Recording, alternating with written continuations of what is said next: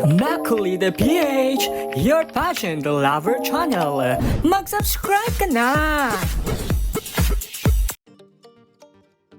Nagsimula na ang campaign ni Asia Rose Simpson para sa Miss Multimedia Challenge ng Miss World 2026. Malaking opportunity ito para sa pambato ng Pilipinas dahil ang kandidatong makakakuha ng pinakamataas na boto at magwawagi bilang Miss Multimedia ay magkakaroon ng automatic spot sa semifinals.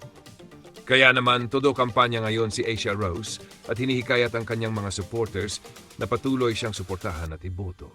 Lalo pang lumakas ang kanyang momentum matapos ang kanyang magandang performance sa top model competition kung saan marami ang humanga sa kanyang confidence at runway presence.